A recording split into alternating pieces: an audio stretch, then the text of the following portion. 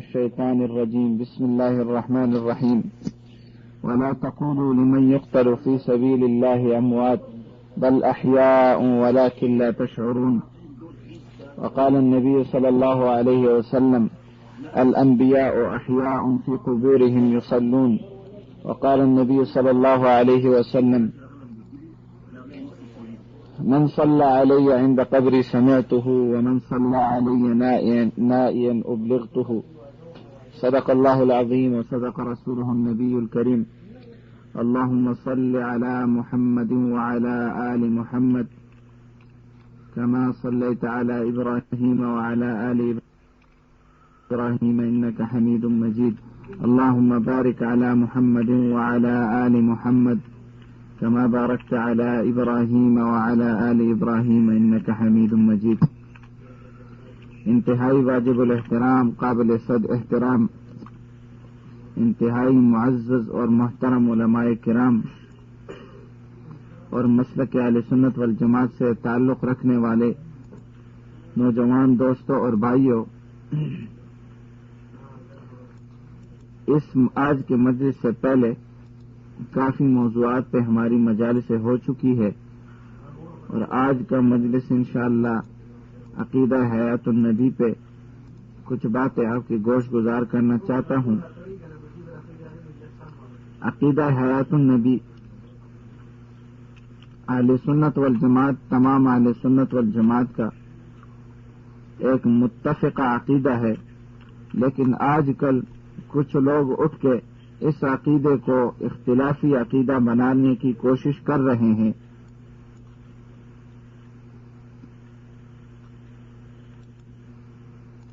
آج کچھ لوگ اس عقیدے کو اختلافی عقیدہ بنانے کی کوشش کر رہے ہیں، جس طرح حضرت فرما رہے تھے اور مولانا ابو البراء صاحب بھی فرما رہے تھے کہ اس عقیدے پہ الحمدللہ کافی محنت ہو چکی ہے اور بہت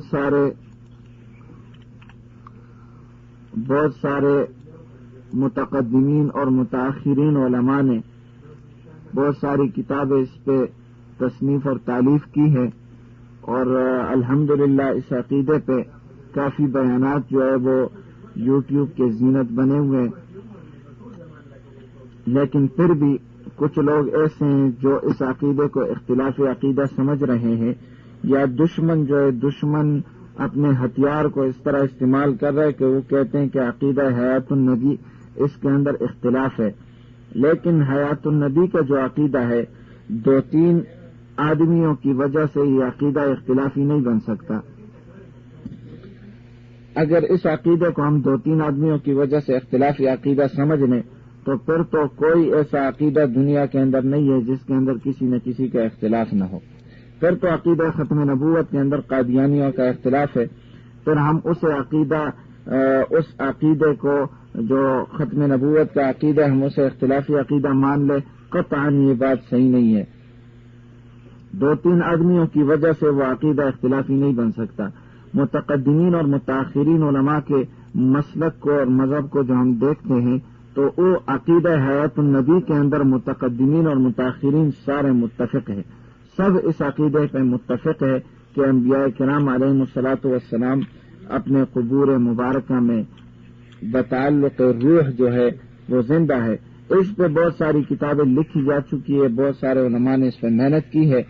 متقدمین اور متاخرین علماء کرام جو ہے ان سب کا مسلک یہی ہے کہ عقیدہ حیات النبی جو ہے وہ قرآن و حدیث سے ثابت ہے. لیکن آج کل کچھ لوگ شرارت کرتے ہوئے اس عقیدے کو اختلافی عقیدہ جو ہے لوگوں کے سامنے رکھنے کی کوشش کر رہے ہیں. تو اہل سنت والجماعت احناف دیوبند کا یہ عقیدہ ہے کہ نبی علیہ الصلوۃ والسلام تمام انبیاء کرام اپنے قبور کے اندر بتعلق روح جو ہے وہ زندہ ہے، ان کو حیات جو ہے قبر میں حیات حاصل ہے، ان کو قبر مبارک میں حیات طیبہ جو ہے وہ حاصل ہے. نبی علیہ الصلوۃ والسلام پہ موت آئی ہے، آقا علیہ الصلوۃ والسلام جو ہے اس دنیا سے انتقال کر چکے ہیں. آقا علیہ الصلوۃ والسلام کو اللہ نے دنیا میں زندگی دی تھی، پھر اس کے بعد 63 سال کے بعد آقا علیہ الصلوۃ والسلام پہ موت آئی. پھر آقا علیہ الصلوۃ والسلام اپنے قبر مبارک میں جا کے اللہ رب العزت نے نبی علیہ الصلوۃ والسلام کو وہاں قبر کی زندگی دی ہے، جو اس زندگی سے قوی زندگی ہے، مضبوط زندگی ہے دنیاوی زندگی سے. علماء دیوبند سے پہلے پوری امت کا، صحابہ کرام کا، تابعین کا، تبع تابعین کا، سب کا یہی عقیدہ ہے کہ نبی علیہ الصلوۃ والسلام اپنے قبر مبارک میں زندہ ہے، اور قرآن کریم کے آیات اس پر دلالت کر رہی ہے. جو آیت میں نے ابتدا میں تلاوت کی، اللہ رب العزت نے فرمایا سورۃ البقرہ کی آیت میں وَلَا تَقُولُوا لِمَن يُقْتَلُ فِي سَبِيلِ اللَّهِ أَمْوَاتٌ بَلْ أَحْيَاءٌ وَلَكِن لَّا تَشْعُرُونَ، یعنی جو لوگ اللہ رب العزت کے راستے میں قتل کر دیے جاتے ہیں، شہید کر دیے جاتے ہیں، ان لوگوں کو مردہ نہ کہو بلکہ وہ زندہ ہے، اور تم اس کا شعور نہیں رکھتے. یعنی تمہارے عقل میں یہ بات نہیں آتی کہ ایک آدمی جو قتل ہو کے اس کا گردن کٹ جاتی ہے، اس کے سینے میں گولیاں داخل ہو جاتی ہے، وہ خون ہو جاتا ہے، ٹکڑے ٹکڑے ہو جاتا ہے، وہ شخص پھر کس طرح زندہ ہے یہ تمہیں پتہ نہیں، اس کا شعور تم نہیں رکھتے ہو، اس لیے کہ تمہارے عقل کی وہاں تک رسائی نہیں ہوتی ہے. تفسیر بیان القرآن کے اندر حضرت مولانا اشرف علی تھانوی رحمۃ اللہ تعالی علیہ نے اس آیت کی تفسیر کی ہے. کہتے ہیں یہی حیات ہے جس میں حضرات انبیاء علیہ الصلوۃ والسلام شہداء سے بھی زیادہ امتیاز اور قوت رکھتے ہیں، حتیٰ کہ بعد موت ظاہری کے سلامت جسد کے ساتھ ایک اثر اس حیات کا اس عالم کے احکام میں یہ بھی ظاہر ہوتا ہے کہ مثل ازواج احیاء کے ان کے ازواج سے کسی کو نکاح جائز نہیں ہوتا ہے، کہ جس طرح زندہ آدمی جو ہے اس کی بیوی کے ساتھ کوئی نکاح نہیں کر سکتا، اسی طرح انبیاء کرام علیہ الصلوۃ والسلام کے دنیا سے جانے کے بعد بھی ان کی بیویوں کے ساتھ کوئی نکاح نہیں کر سکتا، اس لیے کہ وہ زندہ ہے اور ان کا مال میراث میں تقسیم نہیں ہوتا. جس طرح زندہ آدمی کا مال میراث میں تقسیم نہیں ہوتا، اس طرح انبیاء کرام علیہ الصلوۃ والسلام کا مال جو ہے وہ میراث میں تقسیم نہیں ہوتا. پس اس حیات میں سب سے زیادہ قوی تر انبیاء علیہ الصلوۃ والسلام ہے، پھر شہداء، پھر معمولی مردے. علامہ اشرف علی تھانوی رحمۃ اللہ تعالی علیہ کی یہ ایک رائے ہے، یہ ان کی تفسیر ہے جو انہوں نے اس کے بارے میں بیان کی ہے، اس آیت کے بارے میں انہوں نے بیان کی. اور سورۃ السجدہ کے اندر اللہ رب العزت نے فرمایا وَلَقَدْ آتَيْنَا مُوسَى الْكِتَابَ فَلَا تَكُنْ فِي مِرْيَةٍ مِّن لِقَائِهِ وَلَقَدْ آتَيْنَا مُوسَى الْكِتَابَ فَلَا تَكُنْ فِي مِرْيَةٍ مِّن لِقَائِهِ. حقیقت یہ ہے کہ ہم نے حضرت موسیٰ علیہ الصلوۃ والسلام کو کتاب دی، لہذا اے محمد، اے میرے پیغمبر، آپ ان سے ملنے کے بارے میں شک میں نہ رہو. یہ قرآن کریم کی دوسری آیت جو انبیاء کرام علیہ الصلوۃ والسلام کی حیات پہ دلالت کر رہی ہے. علامہ سیوطی رحمۃ اللہ تعالی علیہ فرماتے ہیں اس کے بارے میں،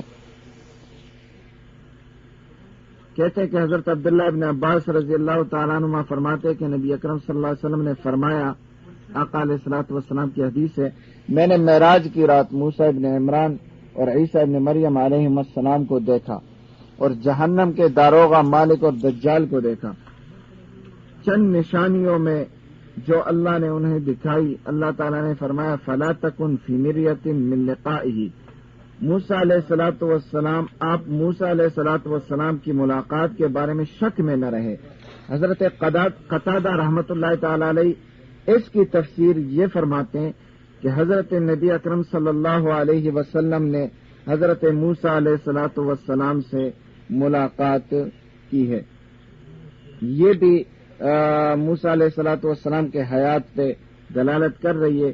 اسی طرح مصنف ابن ابی شیبہ اور سنن نسائی کے اندر اوس ابن اوس رضی اللہ تعالیٰ عنہ فرماتے کہ نبی اکرم صلی اللہ علیہ وسلم نے فرمایا اللہ تعالیٰ نے زمین پر حضرات انبیاء کرام علیہ الصلوۃ والسلام کے اجساد حرام کر دیے ہیں، زمین ان کو نہیں کھاتی. ان اللہ حرم علی الارض ان تأکل اجساد الانبیاء ان تأکل اجساد الانبیاء، اور اسی طرح مسند ابی یعلا کے اندر مشہور و معروف حدیث انس بن مالک رضی اللہ عنہ کی کہ الانبیاء احیاء فی قبورہم یصلون، کہ انبیاء کرام جو ہے وہ اپنے قبور مبارکہ میں زندہ ہے اور عبادت کرتے ہیں. عبادت جو ہے وہ زندہ شخص کرتا ہے، مردہ شخص جو ہے وہ عبادت نہیں کر سکتا. اپنی قبروں میں زندہ ہے اور نمازیں پڑھتے اللہ رب العزت کی عبادت کرتے ہیں. اسی طرح مشہور و معروف حدیث ابن ماجہ شریف کے اندر نبی علیہ الصلوۃ والسلام کی فرماتے فنبی اللہ حی یرزق، کہ اللہ رب العزت کا نبی جو ہے وہ اپنے قبر مبارک میں زندہ رہتا ہے، اللہ رب العزت اسے رزق دیتا ہے. اور اسی طرح مسلم شریف کی حدیث ہے نبی علیہ الصلوۃ والسلام کے اسراء کے بارے میں. نبی علیہ الصلوۃ والسلام جب چلے گئے تو انہوں نے کہا کہ میں نے موسیٰ علیہ الصلوۃ والسلام کو دیکھا وہ قائم یصلی فی قبری، کہ موسیٰ علیہ الصلوۃ والسلام اپنی قبر مبارک میں کھڑے تھے اور نماز ادا فرما رہے تھے. اور نبی علیہ الصلوۃ والسلام کی دوسری حدیث سنن ابی داؤد کے اندر آقا علیہ الصلوۃ والسلام نے فرمایا صلوا علی فإن صلاتکم تبلغنی حیث کنتم، کہ میرے اوپر درود جو ہے وہ بھیجا کرو اس لیے کہ تمہارا درود جو ہے وہ میرے پاس پہنچا دیا جاتا ہے. یہ ساری آقا علیہ الصلوۃ والسلام اور انبیاء کرام علیہ الصلوۃ والسلام کی حیات پہ دلالت کر رہی ہے. اس پہ بہت ساری دلائل ہے جو ہمارے علماء کرام نے اپنی کتابوں کے اندر ذکر کی ہے. احادیث کے بہت بڑا ذخیرہ ہے انبیاء کرام علیہ الصلوۃ والسلام کے حیات پر، اور قرآن کی آیات ہے. یہ اگر اختصار کی وجہ سے میں اس کو ذکر نہیں کر سکتا، اور علماء دیوبند کے اور علماء متقدمین کے متقدمین کے سارے علماء کے اس پہ بہت سارے فتوے ہیں علماء کرام کے کہ انبیاء کرام اپنے قبور مبارکہ میں زندہ ہے.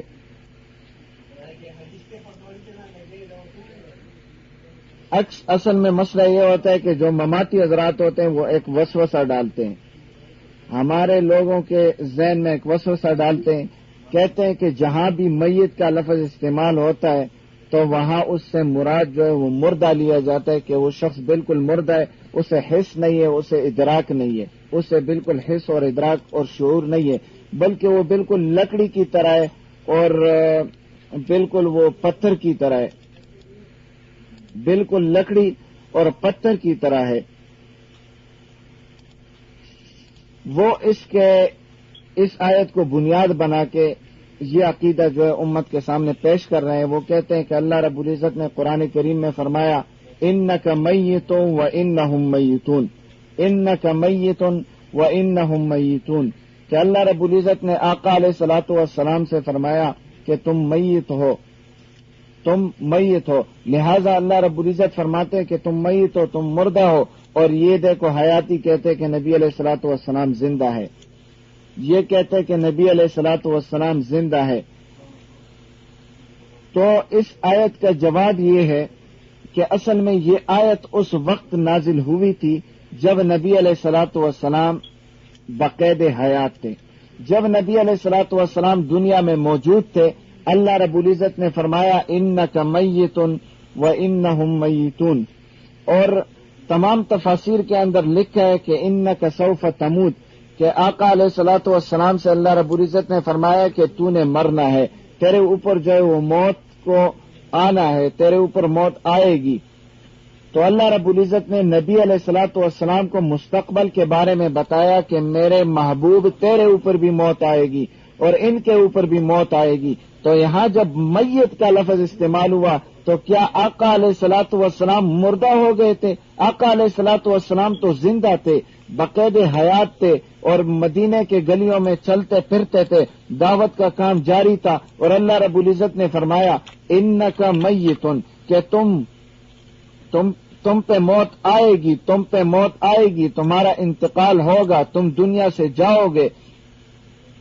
تو اس آیت جب استعمال ہوئی تھی، جب نازل ہوئی تھی، نبی علیہ الصلوۃ والسلام زندہ تھے.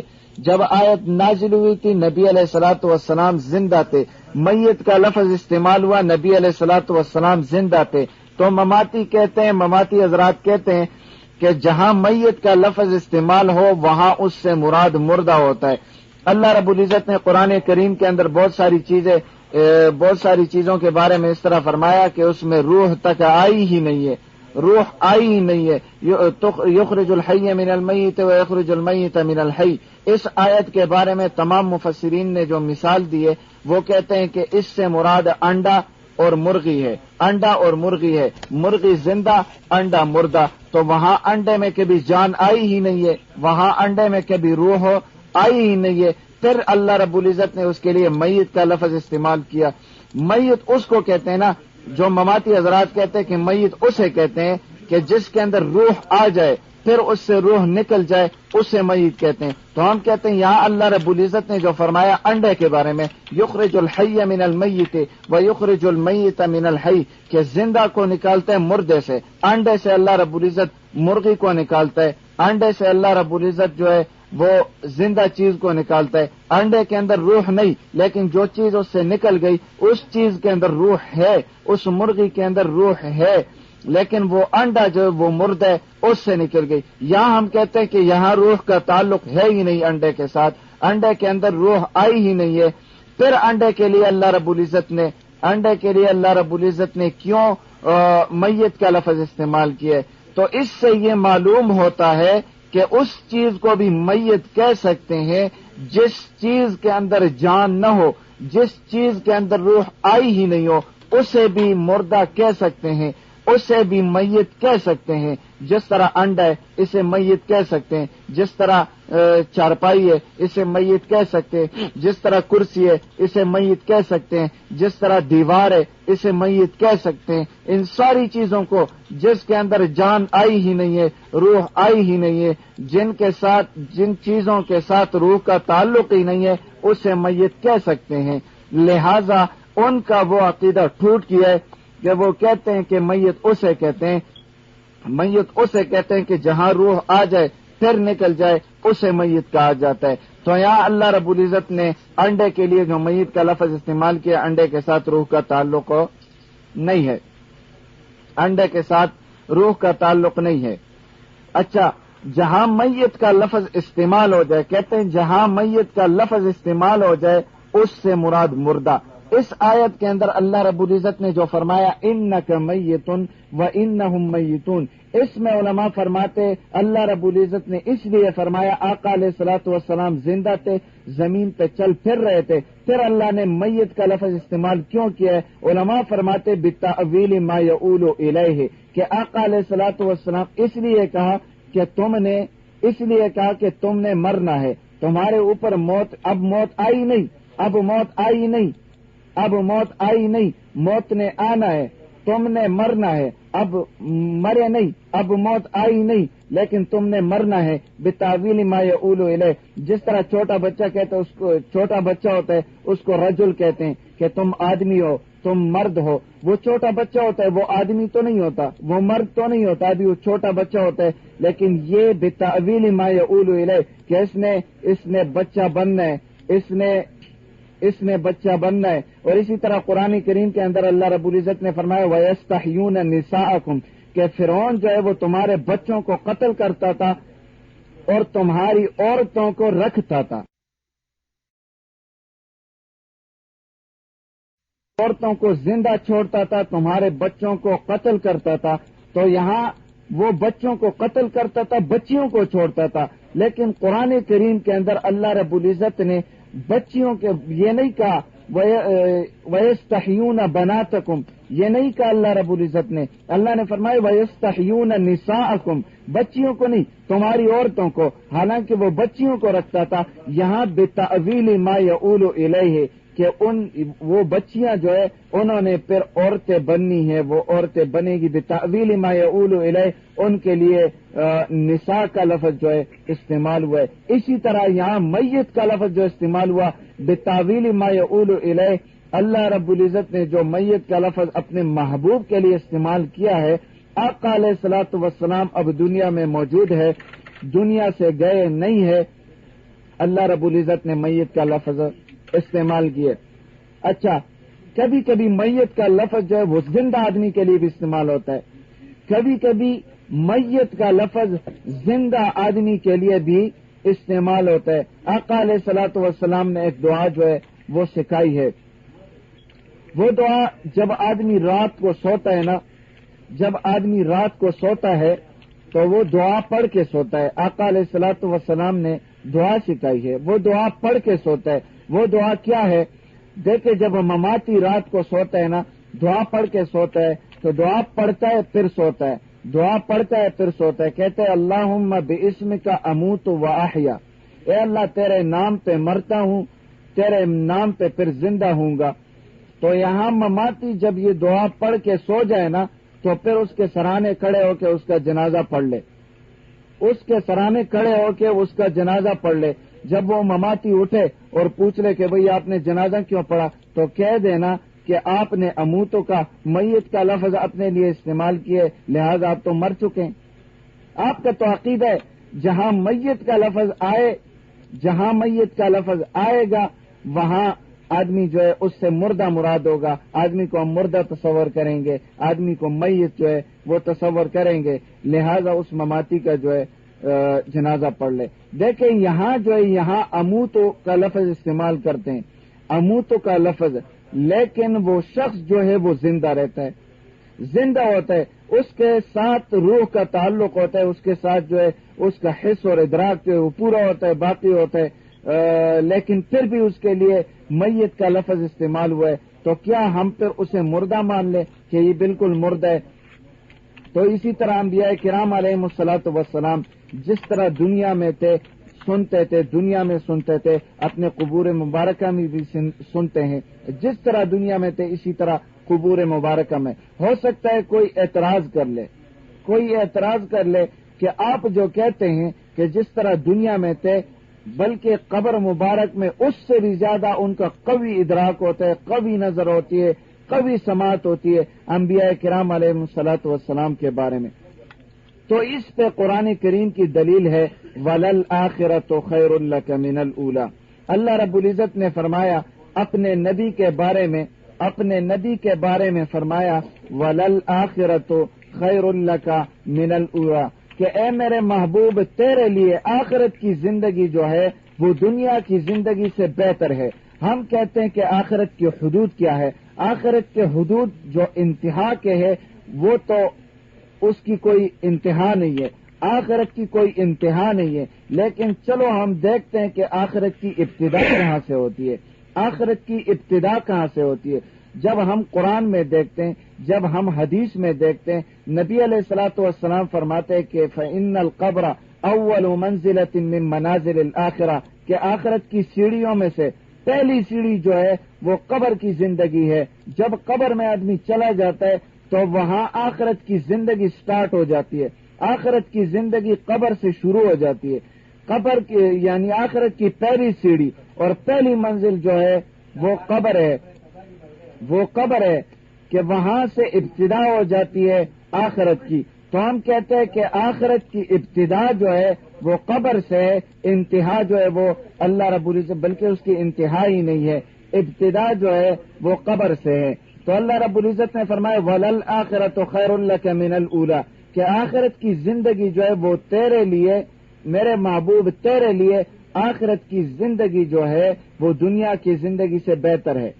اب مماتیوں نے ایک سوال بنا دیا، ایک سوال بنا دیا، وہ ہمارے علماء سے یا ہمارے بھولے بالے حضرات سے پوچھتے ہیں کہ بھئی آپ جو کہتے ہیں کہ نبی علیہ الصلوۃ والسلام زندہ ہے تو پھر اس طرح کیوں نہیں کرتے ہیں جب اپنے قبر مبارک میں زندہ ہے اور مسجد نبوی میں موجود ہے، نبی علیہ الصلوۃ والسلام زندہ ہے، اپنے مسجد نبوی میں موجود ہے، تو مسجد نبوی میں کتنا ثواب ہے ایک نماز کا، اور وہاں پر اذان ہوتی ہے، وہاں نماز پڑھی جاتی ہے، تو نبی علیہ الصلوۃ والسلام نماز پڑھانے کے لیے کیوں نہیں آتے؟ یہ تو گستاخی ہے کہ آقا علیہ الصلوۃ والسلام مسجد نبوی میں موجود ہے، باقاعد حیات زندہ ہے، اور وہاں لوگ نماز کوئی اور پڑھاتا ہے، اذان ہوتی ہے، آقا علیہ الصلوۃ والسلام نماز پڑھنے کے لیے نہیں آتا. یہ واقعی ایک سوال ہے جو مماتیوں نے یہ سوال بنایا ہوا ہے.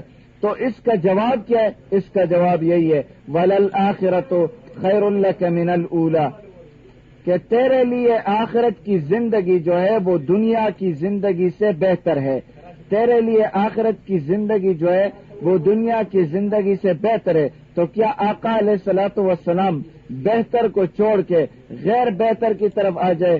کیا آقا علیہ الصلوۃ والسلام افضل کو چھوڑ کے مفضول کی طرف آ جائے، بہتر کو چھوڑ کے غیر بہتر کی طرف آ جائے، افضل کو چھوڑ کے غیر افضل کی طرف آ جائے؟ اللہ رب العزت نے فرمایا وَلَلْآخِرَةُ خَيْرٌ لَكَ مِنَ الْأُولَىٰ، کہ آخرت کی زندگی جو ہے تیرے لیے دنیا کی زندگی سے بہتر ہے۔ اور پھر آقا علیہ الصلوۃ والسلام نے فرمایا القبر روضۃ من ریاض الجنہ او حفرۃ من حفر النیران، کہ نیک آدمی کی قبر جو ہے وہ اس طرح ہوتی ہے جس طرح کہ جنت کے باغوں میں سے ایک باغیچہ ہو، اور جو برا آدمی ہو اس کا قبر جو ہے وہ اس طرح ہوتی ہے، اس کی قبر اس طرح ہوتی ہے کہ وہ جہنم کے گڑھوں میں سے ایک گڑھا ہو۔ اللہ تعالی ہماری سب کی حفاظت فرمائے۔ جہنم کے گڑھوں میں سے ایک گڑھا ہو اور نیک آدمی کی قبر جو ہے وہ جنت کے باغوں میں سے ایک باغیچہ ہو۔ آقا علیہ الصلوۃ والسلام کی قبر مبارک جو ہے وہ یقیناً جنت ہے۔ اور پھر آقا علیہ الصلوۃ والسلام نے دوسری جگہ فرمایا کہ آقا علیہ الصلوۃ والسلام نے فرمایا کہ حجرہ عائشہ جو ہے، حجرہ عائشہ یہ جنت کا ٹکڑا ہے، یہ جنت کا ٹکڑا ہے۔ بہت ساری احادیث سے ثابت ہے کہ آقا علیہ الصلوۃ والسلام کا قبر مبارک جو ہے وہ جنت ہے، جنت کا ٹکڑا ہے۔ تو آقا علیہ الصلوۃ والسلام جنت کو چھوڑ کے دنیا کی طرف کیسے آ جائے؟ بہتر کو چھوڑ کے غیر بہتر کی طرف کیسے آ جائے؟ آقا علیہ الصلوۃ والسلام جنت کو چھوڑ کے دنیا کی طرف کیسے آ جائے؟ تو یہ سوال جو یہ مماتیوں کا غلط ہے، یہ سوال ان کا ٹھیک نہیں ہے، بلکہ اس سوال کا کوئی ثبوت ہی نہیں ہے، انہوں نے اپنی طرف سے یہ سوال بنائے ہوئے۔ اچھا، ایک ان کا یہ اعتراض ہوتا ہے کہ نبی علیہ الصلوۃ والسلام اپنے قبر مبارک میں زندہ ہے، تو وہ انکار کرتے کہ آقا علیہ الصلوۃ، چلو ہم مان لیتے کہ آقا علیہ الصلوۃ والسلام اپنے قبر مبارک میں زندہ ہے۔ جب زندہ ہے تو تم لوگ جو ہے تم کہتے ہو کہ آقا علیہ الصلوۃ والسلام سنتے بھی ہیں۔ نبی علیہ الصلوۃ والسلام زندہ ہے لیکن سن نہیں سکتے، کس طرح سنیں گے؟ اتنے قبر، اتنے مٹی کے نیچے اور زمین کے اندر آقا علیہ الصلوۃ والسلام باہر لوگوں کے آواز جو ہے سلام وہ کس طرح سنیں گے؟ اور اس پہ وہ جو ہے ایک دلیل بناتے ہیں، قرآن کی ایک آیت ہو کہ انک لا تسمع الموتى ولا تسمع الصم الدعاء اذا ولوا مدبرین۔ اصل میں یہ آیت جو استعمال ہوئی ہے، یہ آیت جو نازل ہوئی ہے، یہ مردوں کے بارے میں نہیں، یہ زندہ کافروں کے بارے میں ہی آیت نازل ہوئی ہے۔ انک لا تسمع الموتى ولا تسمع الصم الدعاء، اور یہ آگے پتہ چلتا ہے کہ یہ زندہ لوگوں کے لیے آیت نازل ہوئی ہے۔ اذا ولوا مدبرین، جب وہ اپنا چہرہ جو ہے وہ تیری بات سے پھیر دے، تو کیا مردے آقا علیہ الصلوۃ والسلام کی بات سے چہرہ پھیر دیتے ہیں؟ آقا علیہ الصلوۃ والسلام کی بات سے، آقا علیہ الصلوۃ والسلام کی دعوت سے کیا اپنا چہرہ موڑ دیتے ہیں، پھیر دیتے ہیں؟ یہ تو زندوں کے بارے میں نازل ہوئی ہے۔ زندہ کافر جو تھے وہ آقا علیہ الصلوۃ والسلام کی بات نہیں سنتے تھے، اور آقا علیہ الصلوۃ والسلام انہیں سنانا چاہتے تھے۔ تو اللہ رب العزت نے فرمایا انک لا تسمع الموتى، کہ تم انہیں اپنی بات جو ہے وہ سنا نہیں سکتے ہو۔ جس طرح ابو طالب کے بارے میں دوسری جگہ آیا ہے کہ ابو طالب کو آقا علیہ الصلوۃ والسلام نے فرمایا کلمہ پڑھو، کلمہ پڑھو، کلمہ پڑھو، یہاں تک کہ میرے کان میں پڑھو تاکہ میں قیامت کے دن اللہ کے سامنے گواہی دوں۔ لیکن ابو طالب نے کلمہ نہیں پڑھا۔ اللہ رب العزت نے آیت نازل فرمائی انک لا تہدی، انک لا تہدی، وہاں کہتے انک لا تسمع، یہاں کہتے انک لا تہدی، وہاں کہتے تم سنا نہیں سکتے ہو، یہاں کہتے تم ہدایت نہیں دے سکتے ہو۔ انک لا تہدی من احببت، جس کے ساتھ تمہاری محبت ہو تم انہیں ہدایت نہیں دے سکتے ہو، یہ اللہ کا کام ہے، ہدایت دینا اللہ کا کام ہے۔ وہاں کہتے انک لا تسمع الموتى، کہ تم سنا نہیں سکتے ہو، اس لیے کہ سنانا تیرا کام نہیں ہے، سنانا میرا کام ہے، دعوت دینا تیرا کام ہے، سنانا میرا کام ہے، پہنچانا میرا کام ہے۔ انک لا تسمع الموتى، اللہ رب العزت نے یہاں زندہ چلتے پھرتے کافروں کے بارے میں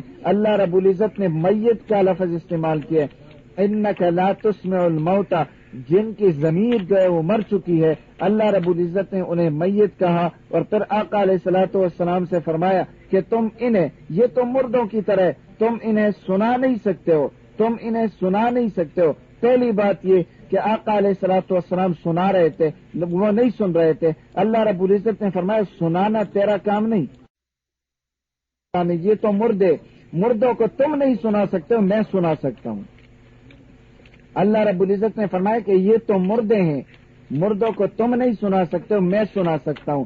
پہلی بات یہ کہ یہاں سے مردے مراد ہی نہیں لیے جا سکتے، جس طرح مماتی جو ہے سے مردے مراد لیتے ہیں، اس آیت سے مراد جو ہے وہ زندہ ہے، جن کو اللہ رب العزت نے مردے کہا ہے۔ چلو اگر ہم اس سے مراد مردے بھی لے لیں، پھر بھی یہ مماتیوں کے عقیدے کے خلاف ہے، مماتیوں کے عقیدے کے خلاف ہے، اس لیے رب نے فرمایا تم نہیں سنا سکتے ہو، یہ تو نہیں کہا کہ میں نہیں سنا سکتا ہوں، اللہ رب العزت مردوں کو بھی سنا سکتے ہیں۔ اسی طرح دوسری جگہ فرمایا اس کو بھی مماتی حضرات جو ہے وہ اپنا بنیاد اور اپنی دلیل بناتے، وما انت بمسمع من فی القبور، کہ قبروں کے اندر جو مردے دفن ہے تم ان تک سنا نہیں سکتے ہو، تم ان تک اپنی بات نہیں پہنچا سکتے ہو، تم انہیں سنا نہیں سکتے ہو، وما انت بمسمع من فی القبور، یہ اہل سنت والجماعت کے خلاف جو ہے یہ دلیل پیش کرتے ہیں۔ تو ہم کہتے ہیں کہ ہمارا عقیدہ یہ نہیں ہے، واللہ قطعاً ہمارا یہ عقیدہ نہیں ہے، ہمارے اکابر کا، علماء دیوبند کا، نہ متقدمین کا نہ متاخرین کا، علماء دیوبند کسی اہل سنت والجماعت کا یہ عقیدہ نہیں ہے کہ آقا علیہ الصلوۃ والسلام مردوں کو سنا سکتے ہیں۔ یہ عقیدہ بالکل کفر کا عقیدہ ہے، یہ شرک کا عقیدہ ہے، یہ قرآن کے خلاف عقیدہ ہے، یہ حدیث کے خلاف عقیدہ ہے۔ آقا علیہ الصلوۃ والسلام قطعاً سنا نہیں سکتے، آقا علیہ الصلوۃ والسلام بات کرتے ہیں، پہنچانا اللہ کا کام ہے، اللہ پہنچاتے ہیں اور اللہ رب العزت سناتے ہیں۔ سنانے والی ذات اللہ رب العزت کی ہے، پہنچانے والی ذات اللہ رب العزت کی ہے۔ وما انت بمسمع من فی القبور، یہ آقا علیہ الصلوۃ والسلام کی حیات اور سما کے خلاف نہیں ہے، یہ آقا علیہ الصلوۃ والسلام کے حیات اور سما کے خلاف نہیں ہے، بلکہ یہ آیت ہماری ہے۔ ہم کہتے ہیں آقا علیہ الصلوۃ والسلام نہیں سنا سکتے، سنانے والی ذات اللہ رب العزت کی ہے۔ مردہ سنتا ہے، اللہ سناتا ہے، مردہ سنتا ہے، اللہ سناتا ہے۔ ٹھیک ہے، ویسے میرا موضوع سماع موتا نہیں ہے، اصل میں سماع موتا کے اندر اہل سنت والجماعت کا مسلک یہ ہے کہ اس کے اندر اگر کسی نے کہا کہ مردے نہیں سنتے، عام مردوں کے بارے میں، انبیاء کے بارے میں نہیں، دیکھیں سماع انبیاء کے بارے میں اہل سنت والجماعت کے اندر کسی کا اختلاف نہیں ہے، یہ اتفاقی مسئلہ ہے کہ تمام کے تمام انبیاء کرام اپنے قبور مبارکہ میں زندہ ہے اور اپنے قبور مبارکہ میں سنتے ہیں، ان کے سماع میں کسی کا کوئی اختلاف نہیں ہے، ان کے حیات میں کسی کا کوئی اختلاف نہیں ہے۔ ہاں، عام مردوں کے سماع کے بارے میں امت کے اندر اختلاف ہے، اور یہ اختلاف صحابہ کرام کے دور سے چلا آ رہا ہے۔ صحابہ کرام کے اندر کچھ اس طرح تھے جو یہ فرما رہے تھے، کچھ دلائل بنا کے، کچھ دلائل جو موجود تھے ان کو بنیاد بنا کے وہ کہہ رہے تھے کہ عام مردے جو ہے وہ اپنے قبور مبارکہ کے اندر سنتے نہیں ہیں، اور کچھ صحابہ کرام ایسے تھے جو کچھ دلائل کو بنیاد بنا کے کہتے تھے کہ قبور مبارکہ میں مردے، عام مردے جو ہے وہ سنتے ہیں۔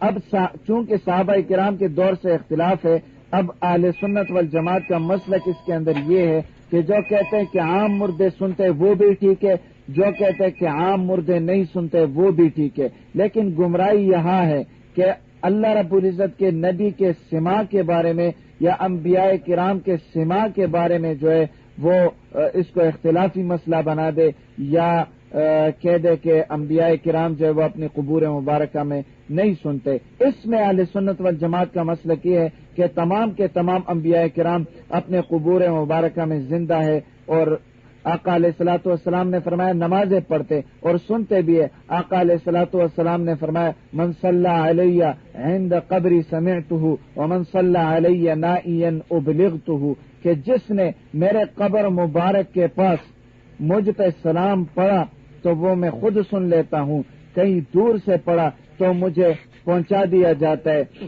اکثر لوگ یہ کہتے ہیں کہ یہ عقیدہ جو تمہارا حیات النبی کا یا سماع انبیاء کا ہے، یہ بریلویوں والا عقیدہ ہے۔ کہتے ہیں یہ کس کا عقیدہ؟ یہ بریلویوں والا عقیدہ ہے۔ ہم کہتے ہیں یہ عقیدہ اہل سنت کا عقیدہ ہے، یہ بریلویوں کا عقیدہ نہیں ہے، بلکہ اس عقیدے کی وجہ سے بریلویوں کے دو عقائد پہ ضرب پڑتا ہے۔ ہمارے اس عقیدے کی وجہ سے بریلویوں کے دو عقیدوں کا رد ہوتا ہے، ایک عقیدہ حاضر و ناظر کا، ایک عقیدہ علم غیب کا، کہ بریلوی حضرات کہتے ہیں کہ آقا علیہ الصلوۃ والسلام حاضر ناظر بھی ہے، ہر جگہ حاضر ہے، ہر جگہ ناظر ہے، ہر جگہ موجود ہے اور ہر جگہ دیکھتے ہیں، اور کہتے ہیں کہ آقا علیہ الصلوۃ والسلام عالم الغیب ہے، کہ آقا علیہ الصلوۃ والسلام کو غیب کے خبروں کا پتہ ہوتا ہے۔ ہم کہتے ہیں آقا علیہ الصلوۃ والسلام نے فرمایا کہ من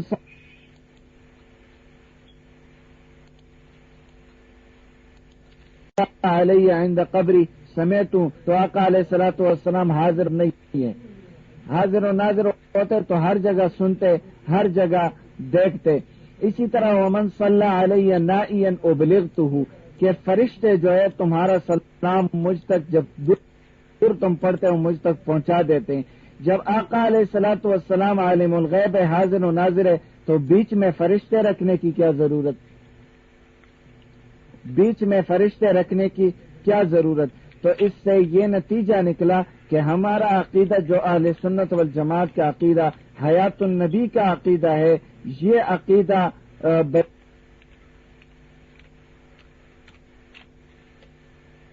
آیت بنی بنا کے حیات انبیاء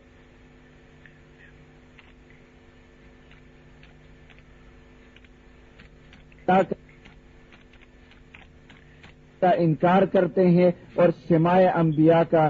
اس آیت کے بارے میں کہتی جب آقا علیہ السلام زندہ، اب آقا علیہ الصلوۃ والسلام زندہ ہے، آیت اتری تب بھی زندہ، آیت اب آقا علیہ الصلوۃ والسلام دنیا میں نہیں ہے، اب بھی زندہ،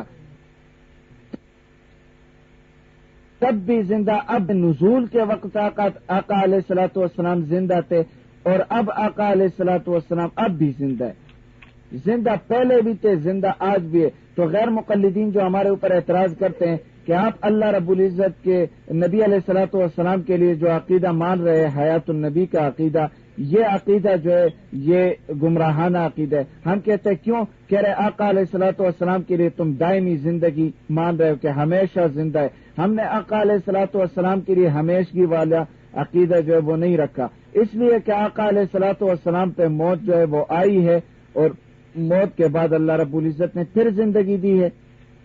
آقا علیہ الصلوۃ والسلام پہ موت آئی ہے، اور موت کے بعد اللہ رب العزت نے آقا علیہ الصلوۃ والسلام کو پھر زندگی دی ہے۔ تو بیچ میں دو زندگیوں کے بیچ میں جب موت آ گئی تو آقا علیہ الصلوۃ والسلام کی زندگی جو ہے وہ دائمی نہیں رہی، لہذا جو دائمی زندگی اللہ رب العزت کی صفت ہے وہ صرف اللہ رب العزت کے ساتھ خاص ہے۔ آقا علیہ الصلوۃ والسلام پہ موت آئی، اللہ رب العزت نے پھر زندگی دی۔ نبی علیہ الصلوۃ والسلام نے فرمایا کہ میرا حجرہ، عائشہ کا جو حجرہ ہے، عائشہ رضی اللہ تعالیٰ عنہ کا جو حجرہ ہے، یہ جنت کا ٹکڑا ہے، یہ جنت کا ٹکڑا ہے۔ یعنی اب سب مانتے ہیں ان احادیث کے بارے میں، یا وہ حدیث جو میں نے پیش کی، آقا علیہ الصلوۃ والسلام نے فرمایا، آقا علیہ الصلوۃ والسلام نے فرمایا کہ روضۃ من ریاض الجنہ، قبر کے بارے میں، اور حفرۃ من حفر النیران، کہ قبر نیک آدمی جو ہے اس کا قبر، وہ نیک آدمی جو ہے اس کا قبر، اس کی قبر جو ہے وہ جنت کے باغیچوں میں سے ایک باغیچہ ہے۔ تو اس میں تو کوئی شک نہیں ہے، آقا علیہ الصلوۃ والسلام کی قبر مبارک جو ہے وہ جنت کے باغیچوں میں سے ایک باغیچہ ہے۔ اب آقا علیہ الصلوۃ والسلام دنیا سے چلے گئے، اب جنت میں موجود ہے، تو کیا مجھے بتاؤ کہ جنت میں آدمی مردہ ہوتا ہے یا زندہ ہوتا ہے؟ جنت میں آدمی مردہ ہوتا ہے یا زندہ ہوتا ہے؟ تو آقا علیہ الصلوۃ والسلام جنت میں چلے گئے اور جنت میں آدمی زندہ ہوتا ہے۔ آقا علیہ الصلوۃ والسلام اپنے قبر مبارک میں زندہ ہے، تمام انبیاء کرام اپنے قبور مبارکہ میں زندہ ہے۔ اس پہ الحمدللہ بہت ساری کتابیں لکھی جا چکی ہے، ہمارے علماء کرام نے، متقدمین اور متاخرین نے اس پہ کافی ساری کتابیں جو ہے وہ لکھی ہوئی ہے. میں تو صرف تذکیر کے لیے یا آپ کو یاد دہانی کے لیے میں نے 2-3 باتیں جو ہے وہ آپ کے سامنے کر لی. ایک یہ اپنے ذہن میں رکھے کہ انک میت و انہم میتون، یہ آقا علیہ الصلوۃ والسلام کی موت پہ دلالت نہیں کر رہی. دیکھیں مماتی جو ہے وہ کس طرح دھوکہ دیتے ہیں. مماتی آپ سے کہیں گے کہ کیا آقا علیہ الصلوۃ والسلام زندہ ہے؟ آپ کہیں گے ہاں آقا علیہ الصلوۃ والسلام زندہ ہے. وہ کہیں گے کوئی آیت پیش کرے، کوئی آیت قرآن کی پیش کرے جو آقا علیہ الصلوۃ والسلام کے قبر میں حیات پہ دلالت کر رہی ہو. آپ کہیں گے آیت نہیں ہے قرآن کے اندر. وہ کہیں گے اچھا آپ عقیدہ حیات النبی آپ کا عقیدہ ہے اور آپ کے پاس قرآن میں کوئی آیت جو ہے وہ نہیں ہے. تو آپ الٹا مماتیوں سے سوال کریں کہ نبی علیہ الصلوۃ والسلام کی وفات پہ کوئی آیت پیش کرے قرآن کی، یا کوئی حدیث پیش کرے کہ نبی علیہ الصلوۃ والسلام نے فرمایا کہ میں مر گیا ہوں، یا قرآن کی کوئی آیت ہو جو یہ کہے کہ آقا علیہ الصلوۃ والسلام جو ہے وہ مر چکے ہیں. قرآن کی کوئی آیت ہو جو یہ کہے کہ آقا علیہ الصلوۃ والسلام مر چکے ہیں، یا آقا علیہ الصلوۃ والسلام کی کوئی حدیث موجود ہو کہ آقا علیہ الصلوۃ والسلام جو ہے وہ آقا علیہ الصلوۃ والسلام نے فرمایا کہ میں مر چکا ہوں، تو پھر یہی اجماع کی طرف آئیں گے کہ صحابہ کا اجماع ہے اس پہ کہ آقا علیہ الصلوۃ والسلام پہ موت آئی ہے، آقا علیہ الصلوۃ والسلام کو دفن کیا ہے. اس کے بعد خلافت کا مسئلہ ہے، صدیق اکبر کو امام بنایا، صدیق اکبر کو خلیفہ بنایا.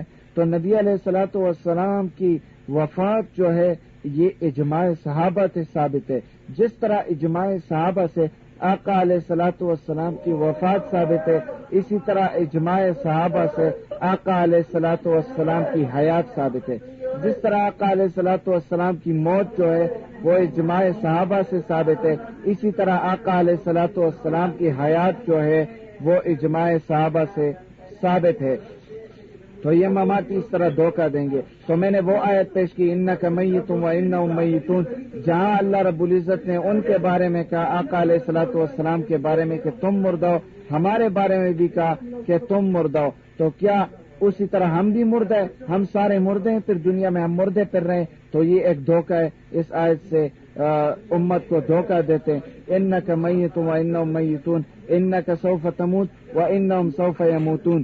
دوسری آیت جو سماع انبیاء کے خلاف پیش کرتے ہیں وما انت بمسمع من فی القبور یا انک لا تسمع الموتى ولا تسمع الصم الدعاء اذا ولوا مدبرین. ان دو آیتوں میں وہ آیت جو ہے انک لا تسمع الموتى ولا تسمع الصم الدعاء اذا ولوا مدبرین، یہ مردوں کے بارے میں نہیں ہے، یہ زندوں کے بارے میں ہے. اور وما انت بمسمع من فی القبور، یہ آیت جو ہے بمسمع من فی القبور کہ تم سنا نہیں سکتے ہو، کہ تم سنا نہیں سکتے ہو. یہ ہمارا عقیدہ ہے کہ آقا علیہ الصلوۃ والسلام سنا نہیں سکتے.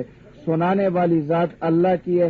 اللہ رب العزت سناتے ہیں، اللہ رب العزت سناتے ہیں، مردے سنتے ہیں. لہذا ان آیتوں سے جو مماتی حضرات استدلال کرتے ہیں وہ 100% غلط ہے.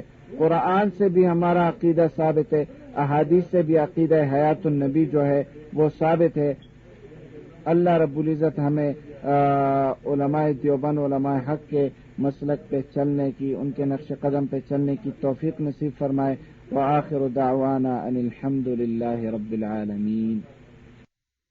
محمد زکریا رحمۃ اللہ علیہ نے اپنی جو کتاب لکھی فضائل درود شریف، اس کے صفحہ نمبر 32 پر حضرت نے یہ روایت نقل کی، ابراہیم بن شیبان رحمۃ اللہ علیہ کی. علامہ ملا علی قاری رحمۃ اللہ علیہ بہت بڑے عالم گزرے ہیں. وہ فرماتے ہیں کہ اس میں شک نہیں کہ درود شریف قبر اطہر کے قریب پڑھنا افضل ہے بنسبت دور کے پڑھنے سے. اس کی وہ وجہ بیان کرتے ہوئے لکھتے ہیں کہ چونکہ قرب میں، قریب ہونے میں جو خشوع و خضوع اور حضور قلب حاصل ہوتا ہے وہ دور میں نہیں ہوتا. میں ہندوستان میں بیٹھ کر، میں پاکستان میں بیٹھ کر، امریکہ میں بیٹھ کر میں درود شریف پڑھوں، بڑی سعادت کی بات ہے، لیکن اس میں وہ روح، وہ خشوع و خضوع، اس قدر قربت نہیں ہوگی جس قدر اللہ مجھے توفیق دیں اور میں قبر اطہر پر حاضر ہو کر وہاں پر جا کر درود و سلام پڑھوں گا، جو اس میں خشوع و خضوع اور مزہ ہوگا. یہ تو ایک عام سی بات ہے اور عقل کو لگنے والی بات ہے. اللہ اکبر کبیرہ. اب جو مسئلہ ہے وہ یہ ہے کہ یہ جتنی بھی روایات، جتنے بھی واقعات آپ حضرات کے سامنے رکھے ہیں اور باحوالہ میں نے یہ بات کی ہے، ان کے سامنے آنے کے بعد اس بات میں کوئی شک نہیں رہتا کہ انبیاء علیہم الصلاۃ والتسلیمات اپنی قبور مبارکہ میں زندہ ہیں. کیونکہ علامہ سخاوی رحمۃ اللہ علیہ نے قول بدیع میں واضح طور پر یہ لکھا ہے کہ ہم اس بات پر ایمان لاتے ہیں اور اس کی تصدیق کرتے ہیں کہ حضور اقدس صلی اللہ علیہ وسلم زندہ ہیں اپنی قبر اطہر میں. اور ایک اور عقیدے کی بات جو ابھی حضرت طالب علم بھائی بھی فرما رہے تھے کہ اس بات پر علماء امت کا اجماع ہے کہ آپ صلی اللہ علیہ وسلم کے بدن اطہر کو زمین نہیں کھا سکتی. ایک عام امتی، عام انسان کی باڈی کا، اس کے جسم کا کوئی بھروسہ نہیں ہے، اس کے لیے کوئی وعدہ نہیں ہے.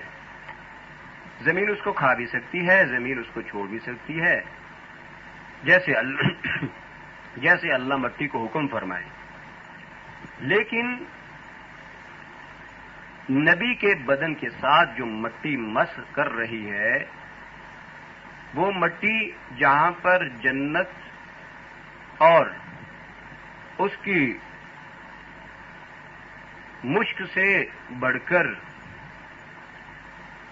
زیادہ عظیم ہے، وہیں پر اس مٹی کو یہ حکم ہے کہ تم میرے محبوب صلی اللہ علیہ وسلم کے جسم کو کسی قسم کا نقصان نہیں پہنچا سکتے. امام بہقی رحمۃ اللہ علیہ کا نام آپ نے سنا ہوگا. انہوں نے انبیاء علیہم الصلاۃ والتسلیمات کی حیات پر ایک مستقل رسالہ لکھا ہے، اور حضرت انس رضی اللہ تعالیٰ عنہ کی حدیث آپ حضرات کے سامنے رکھنے لگا ہوں. اس کو آپ حفظ کر لیں، یاد کر لیں.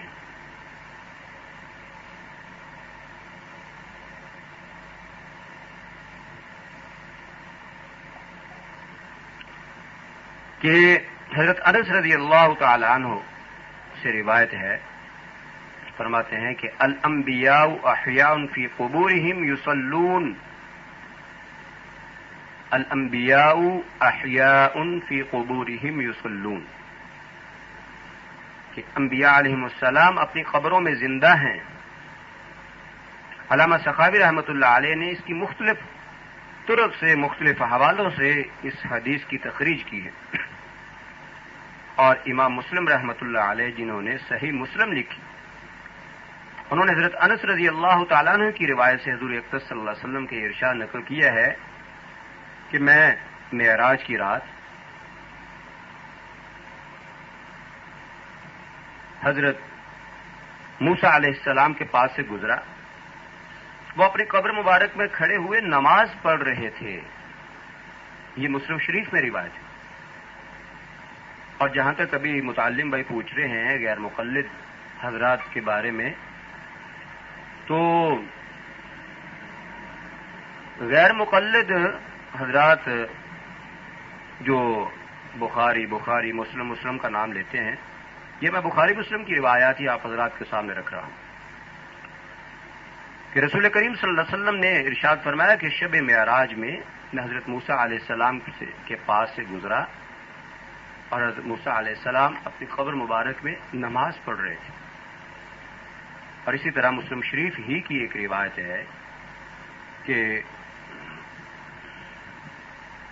حضور اقدس صلی اللہ علیہ وسلم کا یہ ارشاد ہے کہ میں نے حضرات انبیاء علیہ السلام کی ایک جماعت کے ساتھ اپنے آپ کو دیکھا تو میں نے حضرت عیسیٰ اور حضرت ابراہیم علی نبینا وعلیہم الصلاۃ والسلام کو کھڑے ہوئے نماز پڑھتے ہوئے دیکھا.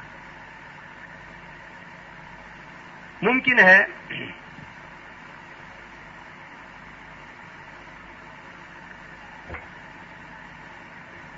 ہے کہ یہ مسلم شریف کی روایت کو جس طرح یہ جی ایم صاحب نے لکھا کہ ضعیف حدیث کہہ کے وہ اس کا جواب دے دیتے ہیں، تو اگر اس کو ضعیف مان بھی لو، پہلی بات تو یہ ہے کہ یہ ضعیف نہیں ہے، اور میں نے اگر آپ نے نوٹ کیا تو میں نے ایک بات کہی تھی کہ علامہ سخاوی رحمۃ اللہ علیہ نے مختلف طرق سے اس کی تخریج کی ہے۔ کتنے طرق کا یہ انکار کریں گے غیر مقلد لوگ، کتنے طرق کو یہ غلط ثابت کریں گے۔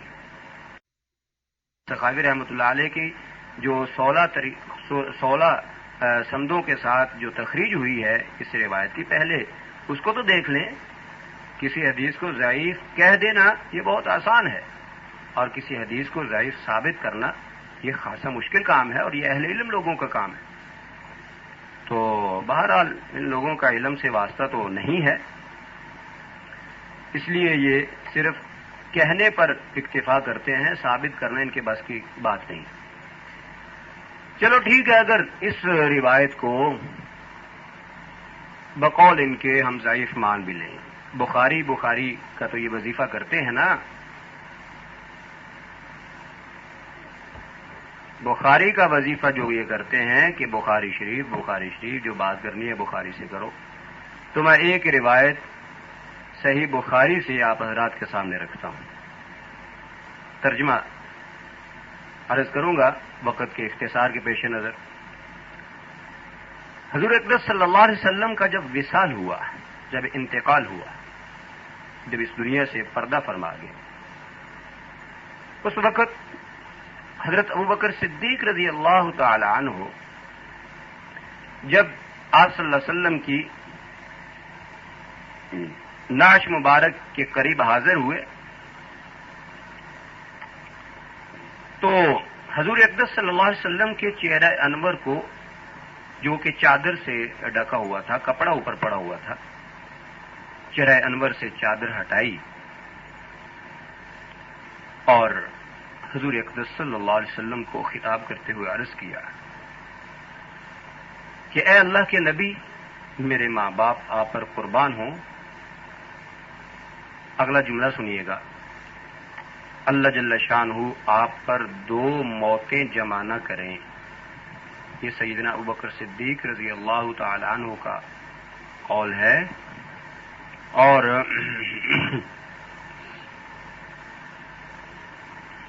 یہ وہی صدیق ہے کہ جن کو صدیق کا لقب رسول کریم صلی اللہ علیہ وسلم نے صرف اس بات کے پیش نظر دیا تھا کہ صدیق کبھی جھوٹ نہیں بولتا، جو جھوٹ بولے وہ صدیق نہیں ہوتا، اور جو صدیق ہوتا ہے وہ کبھی غلط بات نہیں کرتا، وہ جھوٹ نہیں بولتا۔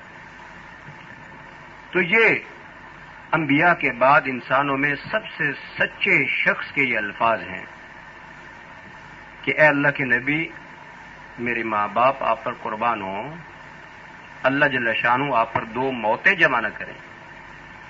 ایک موت جو آپ کے لیے مقدر تھی وہ آپ پوری کر چکے ہیں۔ اس کی تشریح میں مختصر عرض یہ کر دوں، میں اور آپ ہیں، جتنے بھی انسان ہیں انبیاء کے علاوہ، ہم پر 2 موتیں آنے والی ہیں۔ ہم پر کتنی موتیں آنے والی ہیں؟ ہم 2 دفعہ مریں گے۔ ایک دفعہ جب اس دنیا سے جائیں گے تب مریں گے،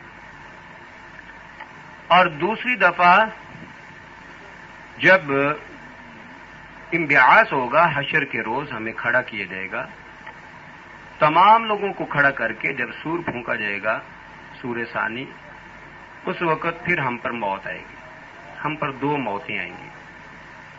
اور نبی علیہ الصلوۃ والتسلیمات کے بارے میں کہہ دیا گیا کہ اللہ جل شانہ آپ پر 2 موتیں جمع نہیں کریں۔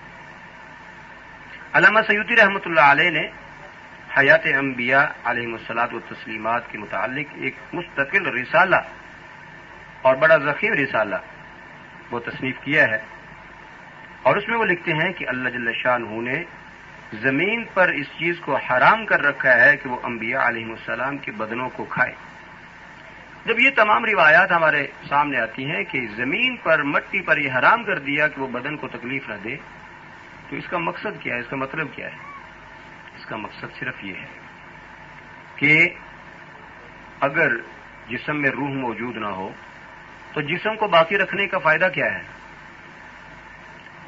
اگر انبیاء کے اجسام میں روح نہیں ہے تو پھر مٹی کو یہ حکم دینے کا فائدہ کیا کہ تم اس جسم کو نہ چھیڑو؟ ظاہری بات ہے کہ جسم کی افادیت اسی وقت ہوتی ہے کہ جب اس میں روح ہوتی ہے، اور ہمارا جمہور اہل سنت والجماعت کا یہ عقیدہ ہے کہ انبیاء علیہ الصلوۃ والتسلیمات اپنی قبور میں ہیں، اور قبور میں ان کے جسم بھی ہیں اور ان کے جسموں میں ارواح بھی ہیں۔ اللہ اکبر کبیرہ۔ تو رسول کریم صلی اللہ علیہ وسلم پر درود شریف پڑھنا یہ اس عقیدے کو ثابت کرتا ہے کہ رسول کریم صلی اللہ علیہ وسلم اپنی قبور میں زندہ ہے۔ اور آخری بات جو میں نے کچھ دیر پہلے جس کا وعدہ کیا تھا کہ رسول کریم صلی اللہ علیہ وسلم کی خواب میں زیارت، تو حضور اقدس صلی اللہ علیہ وسلم کی خواب میں زیارت کا متمنی کون مسلمان نہیں؟ ہر مسلمان کی یہ بنیادی خواہش ہے کہ اس کو خواب میں رسول کریم صلی اللہ علیہ وسلم کی زیارت ہو۔ اب زیارت کا نسخہ کیا ہے؟ ایک تو نسخہ اس کا تقویٰ ہے کہ جس قدر تقویٰ ہو اس قدر اللہ رب العزت اس کے مواقع زیادہ پیدا کر دیتے ہیں، اور اس کی دوسری ایک وجہ اور اس کا ذریعہ وہ حضرات علماء نے لکھا ہے، اس کے اعمال بھی لکھے ہیں۔ جس طرح علامہ سخاوی رحمۃ اللہ علیہ نے قول بدی میں خود حضور اقدس صلی اللہ علیہ وسلم کا بھی ایک ارشاد نقل کیا ہے کہ من صلی علی روح محمد فی الارواح وعلی جسدہ فی الاجساد وعلی قبرہ فی القبور۔ اس کا ترجمہ یہ ہے کہ جو شخص روح محمد صلی اللہ علیہ وسلم پر ارواح میں، آپ کے جسد اطہر پر بدنوں میں، اور آپ کی قبر مبارک پر قبور میں درود بھیجے گا، وہ مجھے خواب میں دیکھے گا، اور جو مجھے خواب میں دیکھے گا وہ قیامت میں دیکھے گا، اور جو مجھے قیامت میں دیکھے گا میں اس کی سفارش کروں گا، اور جس کی میں سفارش کروں گا وہ میرے حوض سے پانی پیے گا، اور جو میرے حوض سے پانی پیے گا اللہ جل شانہ اس کے بدن کو جہنم پر حرام فرما دیں گے۔ سبحان اللہ العظیم۔ دیکھیے کہ درود شریف کی ایک فضیلت سے، اس ایک عمل سے کتنی بڑی کامیابی اور کتنی بڑی سعادت وہ ہمیں ملی۔ علامہ سخاوی رحمۃ اللہ علیہ کہتے ہیں کہ علامہ ابو القاسم نے اپنی کتاب میں یہ حدیث نقل کی ہے کہ جو شخص رسول کریم صلی اللہ علیہ وسلم پر یہ درود شریف پڑھے، اللہ رب العزت نبی کریم صلی اللہ علیہ وسلم کی اس کو زیارت خواب میں کروا دیتے ہیں۔ تو میرے بھائیو یہ اور میری بہنیں جو یہاں پر موجود ہیں وہ اس درود شریف کو یاد کر لیں۔ میں اس کو 2-3 دفعہ پڑھوں گا، اس کو آپ یاد کر لیں، اور اس درود شریف کے بارے میں آتا ہے کہ جو اس کو کثرت سے پڑھے گا تو اللہ رب العزت خواب میں اس کو رسول کریم صلی اللہ علیہ وسلم کی زیارت نصیب۔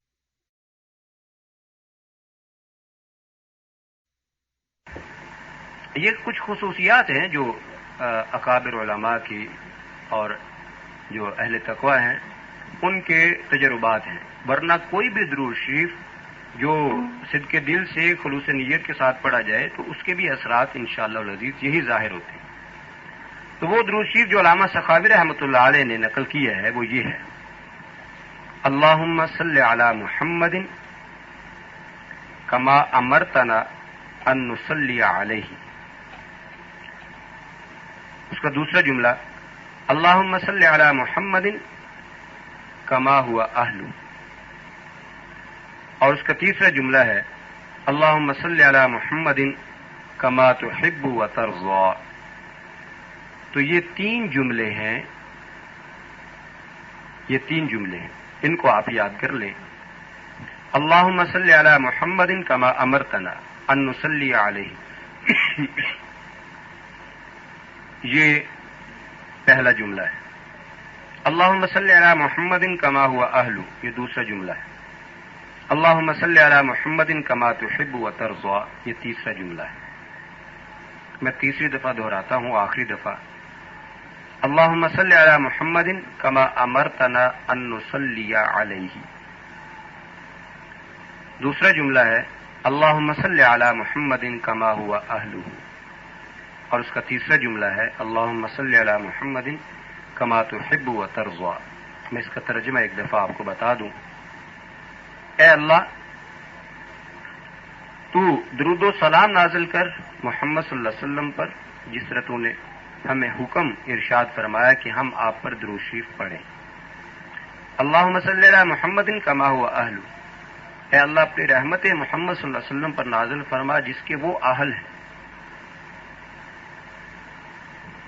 اور تیسرے جملے کا ترجمہ ہے اللہم صلی علی محمد کما تحب و ترضی، کہ اے اللہ محمد صلی اللہ علیہ وسلم پر جس طرح تو پسند کرتا ہے اور چاہتا ہے اپنی منشا کے مطابق ان پر درود و سلام دے. تو امام سخاوی رحمۃ اللہ علیہ لکھتے ہیں کہ جو شخص اس درود شریف کو طاق عدد کے موافق پڑھے گا، یعنی 3، 5، 7 مرتبہ طاق عدد میں زیادہ سے زیادہ تعداد میں پڑھے گا، تو وہ نبی صلی اللہ علیہ وسلم کو خواب میں زیارت کرے گا. اللہ رب العزت سے دعا ہے کہ وہ ہمیں اپنے عقائد کو درست کرنے کی توفیق عطا فرمائے اور رسول کریم صلی اللہ علیہ وسلم پر اپنی استطاعت کے مطابق زیادہ سے زیادہ درود شریف بھیجنے اور سلام پڑھنے کی توفیق عطا فرمائے. وما علینا الا البلاغ المبین. جی کسی بھائی کا سوال ہو تو حضرت طالب علم بھائی بھی تشریف فرما ہے اور بھی علماء حضرات یقیناً بیٹھے ہوں گے، تو آپ اپنا سوال اس موضوع سے متعلق جو بھی ہو وہ آپ آئیے اور آ کر مائک پر آپ اپنا سوال. بہت شکریہ، جزاکم اللہ احسن جزا. حضرت سید اسد علی بھائی، آپ نے جو بھی مسئلہ پوچھنا ہو تو آپ تہذیب کے دائرے میں رہتے ہوئے حضرات علماء کرام سے سوال ضرور پوچھ سکتے ہیں.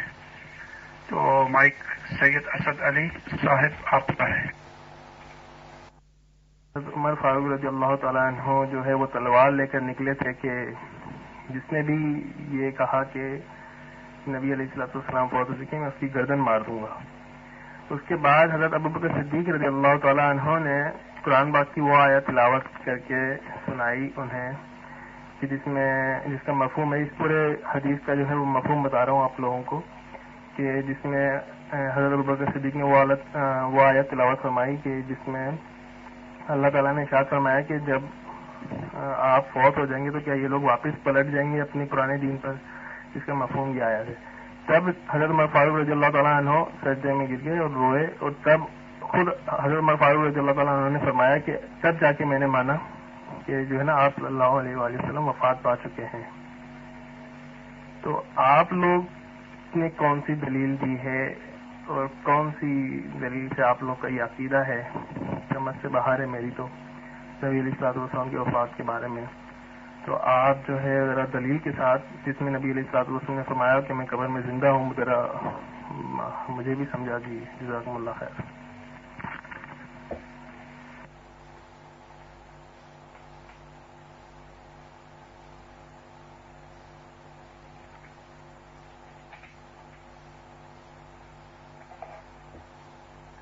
حضرت نے احادیث پیش کی ہیں صحیح مسلم شریف سے اور دوسری احادیث پیش کی ہیں اور امت کے اکابر حضرات محدثین کی اس پر نقول بھی پیش کی ہیں. معلوم نہیں کہ آپ دلیل کس چیز کو کہتے ہیں بھائی. تو سید اسد علی بھائی پہلے آپ بتائیں کہ کون سی دلیل کو آپ دلیل سمجھتے ہیں؟ کیا علامہ البانی کی کتاب کو آپ دلیل سمجھتے ہیں یا کون سی؟ تو بہرحال ابھی حضرت نے جو کچھ بیان فرمایا ہے وہ احادیث مبارکہ بیان فرمائی ہیں اور احادیث کے جو ماہرین گزرے ہیں جس طرح امام مسلم ہیں، امام بہقی ہیں، دوسرے حضرات اکابر حضرات کے عقیدے کو بیان کیا ہے.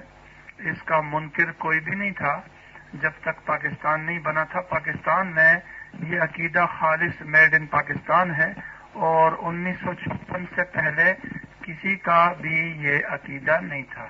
اور اگر آپ اپنے بانی مبانی غیر مقلدین مذہب کے جو نواب حضرات ہیں ان نوابوں کی کتابیں آپ دیکھ لیں تو یہ سارے جتنے بھی نواب حضرات ہیں وہ بھی اس کو مانتے آ رہے ہیں. یعنی ایک شاہی عقیدہ ہے. آپ کے نواب حضرات بھی اس کو مانتے رہے اور یہ خالص پاکستان بننے سے پہلے کوئی بھی اس عقیدے کا منکر اس کا نہیں تھا. بہرحال میں حضرت مولانا حافظ صاحب کی خدمت میں درخواست کرتا ہوں کہ اگر وہ اپنے مشین کے قریب ہیں اور کوئی مصروفیت وغیرہ نہیں ہے تو حضرت اس پہ روشنی ڈالیں. I cannot control. جی حضرت ان کا یہ سوال ہے کہ حضرت فاروق اعظم رضی اللہ تعالیٰ عنہ نبی اکرم صلی اللہ علیہ وسلم کی رحلت کی بات جب سنی تو وہ تلوار لے کر کھڑے ہو گئے اور کہا کہ جو آدمی یہ کہے گا کہ ہمارے نبی فوت ہو گئے تو میں ان کی گردن مار دوں گا. اور پھر حضرت صدیق اکبر رضی اللہ عنہ آیت پیش کی وما محمد الا رسول قد خلت من قبلہ الرسل والی. اس بھائی نے تو وہ نہیں پڑھی لیکن انہوں نے غالباً اس کو سورت حدید کی آیت بنائی تھی. تو سید اسد علی صاحب یہ سورت حدید نہیں ہے, یہ سورت ال عمران ہے. بہرحال میں حضرت کو مائک دیتا ہوں تو حضرت اس پر روشنی ڈال دیتے ہیں. بہرحال سید اسد علی صاحب پہلے آپ جب بھی آپ بات پوچھا کریں تو آپ یہ بتا دیا کریں کہ آپ کی لغت میں اور آپ کے مفہوم میں دلیل کیا چیز ہے اور دلیل کی تعریف آپ حضرات کے ذمہ ہے. میں اب حضرت مولانا صاحب کی خدمت میں درخواست کرتا ہوں کہ مائک پر تشریف لیں. جی السلام علیکم ورحمۃ اللہ وبرکاتہ. سید اسد علی صاحب, سید اسد علی شاہ صاحب, آپ کو شاہ صاحب میں کہہ سکتا ہوں؟ سید اسد علی شاہ صاحب, آپ کا پورا نام یہی ہوگا یقیناً. اچھا چلے ٹھیک ہے, جی ٹھیک ہے. سید اسد علی صاحب, بال جو سید ہوتے ہیں وہ شاہ تو ہوتے ہیں, آپ پتہ نہیں کس طرح کے سید ہیں. ہر سید جو ہے وہ شاہ ہوتا ہے, البتہ ہر شاہ کے لیے سید ہونا ضروری نہیں.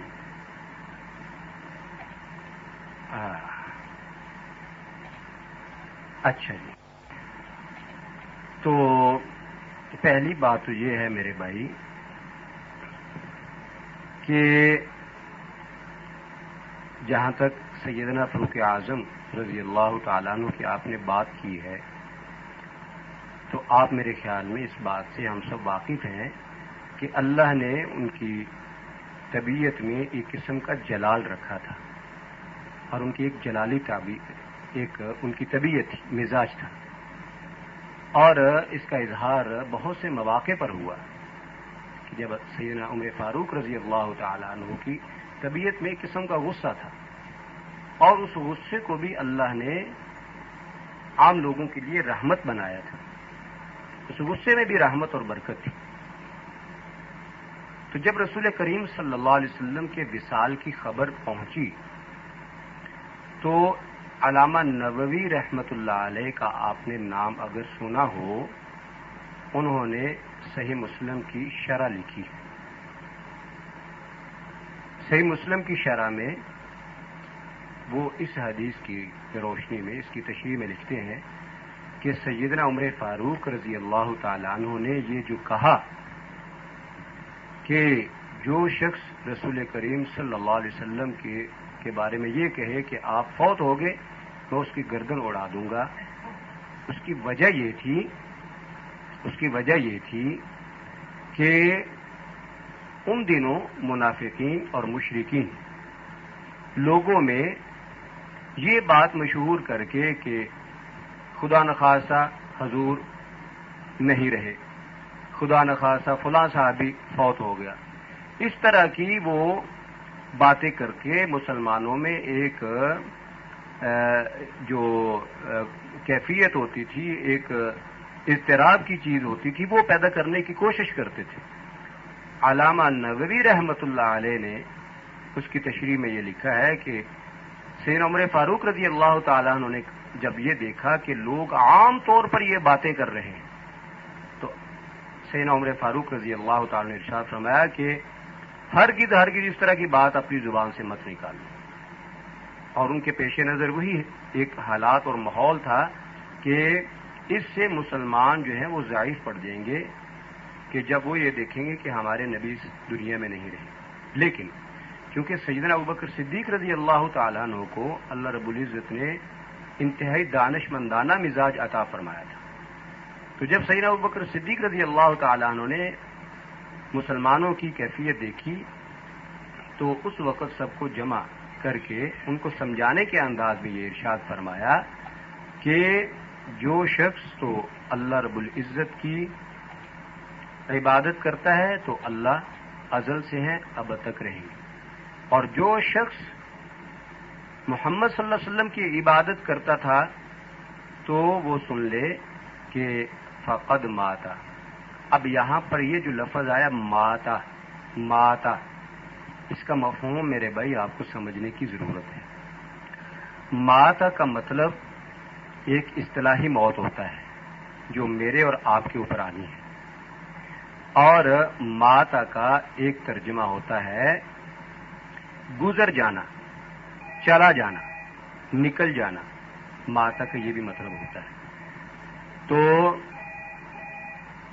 جو لغات الحدیث کی بات کر رہے تھے تو آپ وہاں پر اس لفظ کے معنی کو بھی دیکھیں، اس لفظ کا یہ معنی بھی لکھا ہے کہ ماتا کا ترجمہ ہوتا ہے نکلنا، چلے جانا۔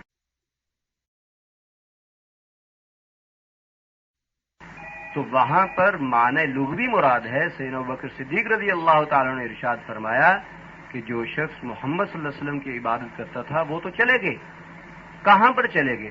یہ تو آپ بھی مانتے ہیں، میں بھی مانتا ہوں کہ رسول کریم صلی اللہ علیہ وسلم اس ظاہری دنیا سے پردہ فرما گئے، یہاں سے وہ چلے گئے، انتقال ہو گیا، منتقل ہو گئے آپ صلی اللہ علیہ وسلم ظاہر سے باطن زمین پر، آپ کا انتقال ہو گیا۔ اس کو سارے تسلیم کرتے ہیں۔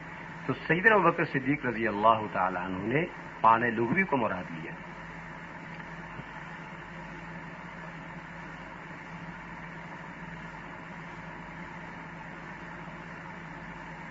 جی یہ عقیدہ ہے کہ حضرات انبیاء علیہم الصلاۃ والتسلیمات اپنے قبور میں زندہ ہیں، یہ عقیدہ رکھنا عقیدہ رسالت کی تکمیل ہے، اور جو یہ عقیدہ نہیں رکھتا تو اس کا عقیدہ رسالت مکمل نہیں۔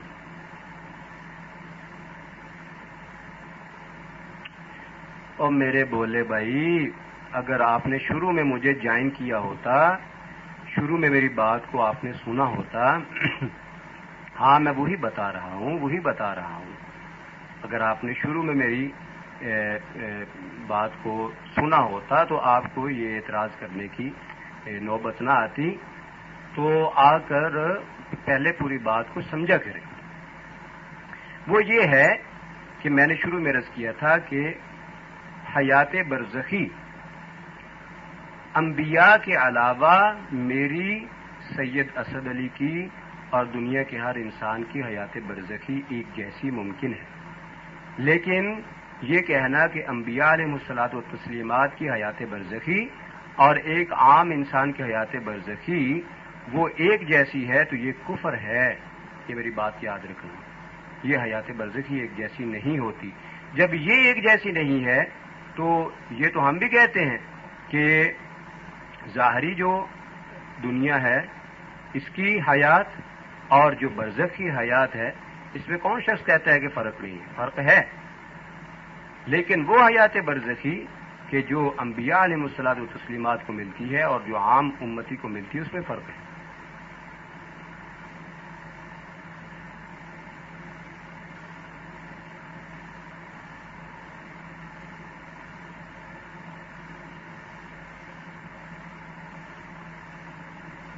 جی حضرت طالب علم بھائی آپ آئیے مائک پر ذرا، جزاکم اللہ۔ جی حضرت جی شکریہ آپ کا۔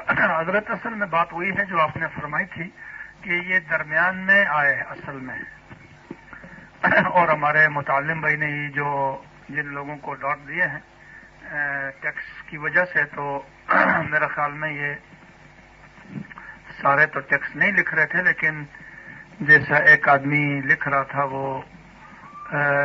جی ایم کا عقیدہ ضعیف ہے وغیرہ یہ کچھ